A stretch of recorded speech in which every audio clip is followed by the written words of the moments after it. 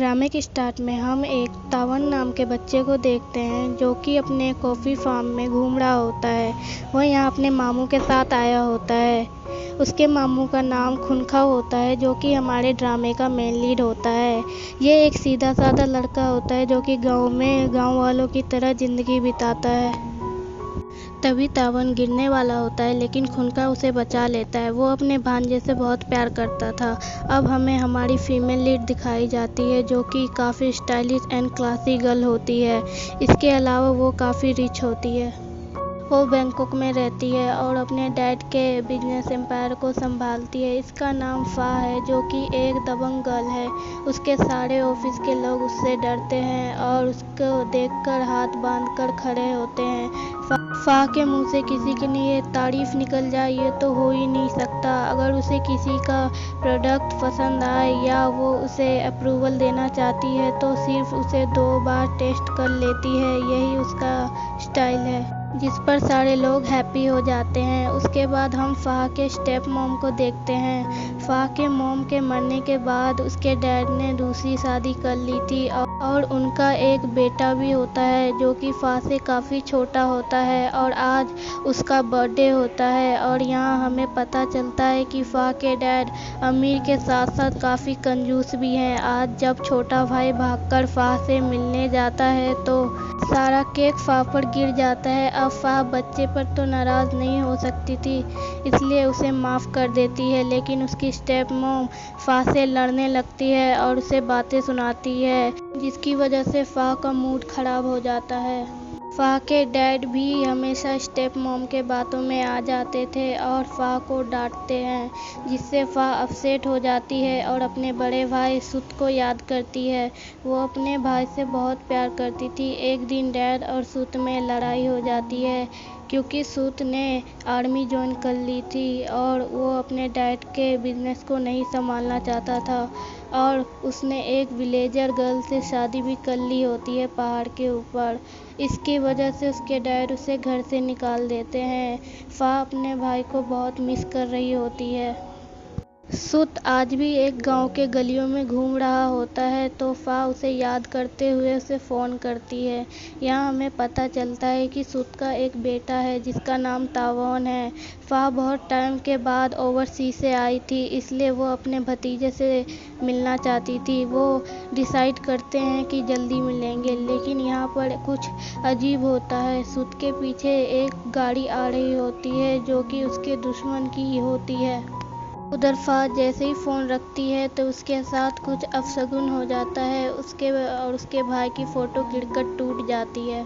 फिर हमें दिखाया जाता है कि सुत उन सबको डॉज करके अपनी वाइफ के पास आ जाता है जो कि अपने मायके आई होती है। फिर हम तावन और खुनखाव को देखते हैं। तावन और खुनखाव की काफ़ी अच्छी दोस्ती होती है। वो उसके साथ ही ज़्यादा टाइम बिताता है क्योंकि सुत हमेशा आर्मी की वजह से आउट ऑफ स्टेट रहता था। वो उन दोनों को साथ देख के बहुत खुश होता है। खुनखाव उसका दोस्त भी था और साथ ही उसके बेटे से बहुत प्यार भी करता था, उसका ख्याल रखता था। और यहाँ पर हमें खुनखाव की कज़न कैनिन दिखती है जो कि खुनखाव को छुपकर देख रही होती है जब वो नहा रहा होता है क्योंकि खुनखाव के बॉडी काफ़ी कमाल के थे। जब वो उसे देख रही थी तभी एक बच्चा उस पर सुसु कर देता है। इधर सुत तवान को बताता है कि तुम्हारी बुआ जिसका नाम फा है वो जल्दी तुमसे मिलने आने वाली है।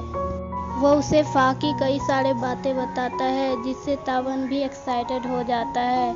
उसके बाद जब पूरी फैमिली खाना खा रहे होते हैं तब हमें पता चलता है कि कैनिन का खुनखाव पर क्रश है। वो ये बात सारी फैमिली वालों के सामने बोल देती है लेकिन खुनखाव को उसके ऊपर कोई भी इंटरेस्ट नहीं होता। पर खुनखाव की माँ को कैनिन काफ़ी अच्छी लगती है। वो इसलिए कहती है क्योंकि वो चाहती है जैसा उसकी बेटी के साथ हुआ वैसा उसके बेटे के साथ ना हो। और मैं चाहती हूँ कि खुनखाव की शादी कैनिन से ही हो जिससे सारे परिवार जुड़े रहेंगे। अच्छा होगा कि सारे परिवार जुड़े रहेंगे। सुत को उसके दुश्मनों की वजह से कुछ इश्यूज थे इसलिए वो फा का नंबर खुनखाव के फ़ोन में सेव कर देता है ताकि इमरजेंसी में वो उसे कांटेक्ट करे। उसके बाद सूत अपनी बीवी के साथ घर जा रहे होते हैं, लेकिन तावन कहता है कि वो कुछ दिन और अपने नाना नानी के साथ रहेगा, इसलिए वो दोनों उसे कुछ दिन वहीं छोड़ के चले जाते हैं। पर उन्हें ये क्या पता था कि वो अपने बेटे से लास्ट टाइम ही मिल रहे हैं। वो जब जा रहे होते हैं तो दुश्मनों की गाड़ी से पीछा करते हैं, जिससे वो बचते बचाते उनका एक्सीडेंट हो जाता है, जिससे उनकी मौत भी हो जाती है। जब फाक के डैड को ये पता चलता है तो उनको हार्ट अटैक आ जाता है, और दूसरी तरफ खुनखाओ के परिवार भी काफ़ी सैड होते हैं। फा आजकल बहुत परेशान थी, अपने पापा की तरफ से भी और अपने भाई की तरफ से भी। वो खाना पीना कुछ भी नहीं खाती है, और साथ ही साथ उसकी स्टेप मॉम से लड़ाई भी करती है, जिससे उसे चोट लग जाता है, जिससे वो बेहोश हो जाती है और उसे भी एडमिट कर लिया जाता है। फिर खुनखाओ फा के फ़ोन में कॉल करता है, यही पूछने के लिए कि सूत का फुनरल का क्या किया जाए, लेकिन उसका फ़ोन स्टेप मॉम उठाती है और वो फा की तरफ से बोल देती है, जो करना है आप लोग कर लीजिए। ये बात सुनकर खुनखाओ भी शौक हो जाता है कि फा क्या हार्टलेस इंसान है, उसे अपने भाई की परवाह ही नहीं है। वो लोग यही सोचते हैं कि सूत के परिवार वाले कितने क्रूल हैं, और उनमें से कोई भी नहीं आया। खुनखाओ को तो वैसे ही फा के ऊपर काफ़ी गुस्सा था। फिर दिखाया जाता है कि डैड को होश आ जाता है और वो दुखी होते हैं कि उनके वजह से उनका बेटा नाराज़ होकर दुनिया से ही चला गया। फिर फा उन्हें बताती है कि आप परेशान ना होएं, एक और छोटा सूत है जिसका नाम तावान है और वो 6 साल का है। डैड ये सुन के खुश हो जाते हैं। फिर वो अपनी बेटी से कहते हैं कि मुझे सूत का बेटा दिखाओ, उसे मेरे पास लेके आओ, मैं उसे पालूंगा। जबकि दूसरी तरफ तावन अपने मॉम डैड को मिस कर रहा होता है। उसे सपने में भी अपने मॉम डैड दिख रहे थे। इस समय पे उसके पास उसके मामू भी थे, जो कि उससे बहुत प्यार करते हैं। जिस दिन सूत का फ्यूनरल होना था, फा एयरपोर्ट से दूसरे शहर आ गई। किसी तरह वो गांव का रास्ता ढूंढ कर जा रही होती है, लेकिन उसका रास्ते में छोटा सा एक्सीडेंट होते होते रह जाता है। इधर खुनखाओ वेट कर रहा होता है कि शायद सूत की फैमिली से कोई आ जाए, पर वहाँ कोई नहीं आता। खून और उसकी फैमिली सोचते हैं कि वो लोग इतने रीच है, क्या उनका खून इतना सा फैट है। खुनखाओ को अफसोस था कि सूत के मरने का किसी को भी परवाह नहीं। तभी हमें पता चलता है कि खुनखाओ ने तावन से कुछ भी नहीं छुपाया, उसे सब सच बता दिया, क्योंकि वो उसे स्ट्रॉन्ग बनाना चाहता था, किसी धोखे में नहीं रखना चाहता था। वो उसे कहता है कि वो हमेशा तुम्हारे साथ रहेंगे, वो तुम्हारे हार्ट में रहेंगे। फिर जब सारा मैटर सॉल्व करके फा वहाँ आती है, तब उसे पता चलता है कि फ्यूनरल ख़त्म हो गया, सब यहाँ से चले गए, जिससे वो बहुत इमोशनल होती है और अपने भाई को याद कर करके उसे माफ़ी मांग रही होती है। फिर वो सैड होकर ब्रिज के पास खड़ी होती है। फिर किसी तरह उसका जूता नीचे गिर जाता है। वो जूता निकालने जाती है, तभी वहाँ से खुनखाओ की गाड़ी जा रही होती है। खुनखाओ को लगता है कि कोई सुसाइड कर रहा है, इसलिए वो उसे बचाने जाता है। फिर बड़ी मुश्किल से उसे ऊपर करता है। फिर उसे पता चलता है कि ये तो सिर्फ वो अपने जूते के लिए कर रही थी, लेकिन फा का कहना था कि वो जूता सिंपल नहीं है, बहुत एक्सपेंसिव है। लेकिन खुनखाओ को ये सब बकवास लगता है। वो कहता है कि शू का काम सिर्फ चलने में होता है, फिर इतनी एक्सपेंसिव लेने की क्या ज़रूरत थी। लेकिन फा मानती नहीं, वो फिर से जूते उठाने जाती है, लेकिन खुनखाओ इस बार उसके जूते निकाल देता है। वो बहुत कोशिश करता है और फा उसका मजाक उड़ाती है कि तुम्हारे बाजू कितने छोटे हैं, वो जूते तक पहुंच ही नहीं पा रहे। इसी तरह झगड़ते झगड़ते दोनों पानी में गिर जाते हैं, जिससे फा बेहोश हो जाती है और खुनखाओ उसे CPR दे के जगाता है। फा को अपने सपने में अपना भाई दिखता है। वो उसे कहता है कि तुम परेशान ना हो, जल्दी तुम्हारे लाइफ में कोई अच्छा सा लड़का आएगा।